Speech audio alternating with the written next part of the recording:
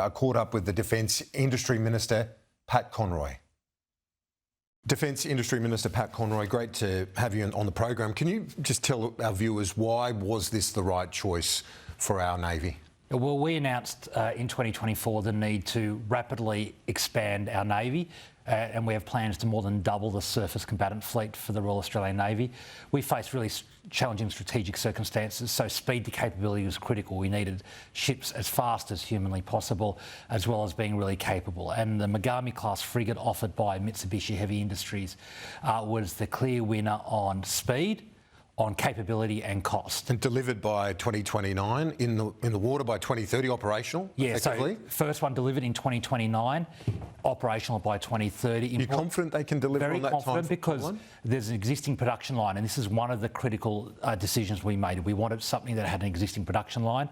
The Japanese have already finished 11 of these. They're constructing their 12th right now before they move on to an upgraded model. They've allocated us production slots that were originally allocated to the Japanese Maritime Self-Defence Force. And importantly, from our end, no changes other than two. One, translating the combat management system into English, and any changes required for seaworthiness Australian laws, and even those have to be signed off by the Secretary and CDF of the Department and myself and the Deputy Prime Minister. Just in broad terms, as opposed to sort of military language, most of our viewers would be well aware of Japan's technology and industry capacity. Does that give you reassurance? Their record, their history, their tradition of being so efficient when it comes to their heavy industry? Oh, absolutely. They're churning out these frigates already at, I think, 2 a year. This is one of, if not the most advanced frigates in the world. It is a stealth frigate. It has the ability to fire 128 air defence missiles. Its range is 10,000 nautical miles compared to 6,000 for the Anzac. Importantly, even though it's almost twice the size, it's got a crew of 90 compared to 170 for the Anzac class. So fewer people on a bigger, more capable ship. This is a great day for the Royal Australian Navy. And for industry, they're going to build, the Japanese will build the first few, then it moves to WA. How important is that in your view in terms of building Australia's industrial capacity here? Well, the Albanese Labor government was the first government to commit to continuous naval shipbuilding in WA to complement what we're doing in Adelaide. It's important to have a steady drumbeat of work over there to build up a workforce, to A, build our Navy, but secondly, repair and sustain and upgrade our Navy. And transferring the Mogami production line to Henderson is a critical part of that. And is there a chance that this just simply, as you say, it's the continual shipbuilding program, but that this frigate becomes a permanent construction capacity in Henderson? Well, certainly our plan is to build 8 in Henderson. To start with, but can it grow from there? Potentially, but we're talking in decades' time. Henderson is already starting to design. Well, we'll begin construction to landing craft medium shortly, and then landing craft heavy. That will then translate into Mogami. So these are 10,000 jobs in the WA economy, and importantly, uplifting capability. And Australian workers are really skilled. They just need steady demand to provide that economies of scale. When you look at the Hunter class, it's been a debacle in many respects. The cost blowouts. Why should our viewers feel reassured that this will come in within that $10 billion envelope?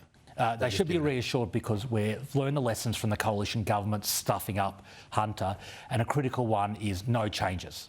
Well, sorry, not no changes, very little changes. So translating the combat management system and the bare minimum required around Australian seaworthiness laws. Other than that, no changes, which means we're getting exactly what the Japanese are building right now for their own maritime self-defence force, and that was the key driver of so much issues with the Hunter. Was the last government kept chopping and changing the design, which added billions of dollars to the cost and delayed the capability. The Japanese constitution since World War II has restricted their military, their expenditure in defence. That's changed in recent years, and becoming an exporter as well of military capacity. Where does this fit in that process? Is this the biggest export deal they've done since they've broadened their approach when it comes to their own military and military industry? It's certainly amongst the biggest, and potentially it is the biggest export they've ever provided to anywhere in the world, and it signals a strategic realignment in Japan. Importantly, as the DPM made at this point in the press conference, there are no two countries who have greater strategic alignment in our region than Japan and Australia. So it's important, given that alignment, that we show support for their industry as well? Well, I think it's the other way. It's a happy coincidence. We made the decision on the Mogami based on cost, capability and schedule, but obviously the strategic alignment is a bonus, and that those industrial opportunities are something we're intent on pursuing. I noticed the ambassador pointed out that there are a dozen other major Japanese companies that will invest in Australia. Can you explain that to us? Off the back of the deal with Mitsubishi Heavy Industries, there are 12 more companies going to invest. Where, how and when do they do that? Well, a critical part of this announcement is to transfer production to Australia, to build out that workforce and company ecosystem in WA. So we would expect companies associated with the build in Japan to come over to Australia and employ Australians, but also Australian companies to win work in the Australian production. So it'll be a combination of those. But this isn't the only cooperation we're doing. Japanese companies are already working with the Defence Science and Technology Group on advanced technologies, and we've been in discussion about other capabilities. So it's not all one way. We're hopeful that we can sell Australian defence products to Japan. We've got some great capabilities that we're talking to them about, and you'll see more of this into the future. This week marks the 80th anniversary of the bombing of Hiroshima and Nagasaki. It's quite an extraordinary coincidence, the way history works, the way our relationship with that country has evolved over the last 8 decades. I know that precedes yours and my time covering and being within government, but it's an extraordinary evolution of the Japan-Australia relationship now that they are one of our closest allies, not just in the region, but in the world. Oh, absolutely. It's a remarkable transformation of relationship, and I pay tribute to governments of both persuasions who've put work into that and found willing partners in Japan, from Menzies opening up the trade relationship in the 1950s to the Hawke government negotiating those landmark energy deals that gave energy security to Japan and led to a huge boom, particularly in Western Australia. We've worked very hard at this, and we've had recent exercises between the Australian Army, US Marines and the Japanese Self-Defence Force. So think about that. These three countries whose armed forces were fighting each other 80 years ago are now working very closely together. There'd be some of those Anzac diggers who would find it hard to believe where we are today. Yeah, but Japan is a modern liberal democracy. It's one of the biggest democracies in our region.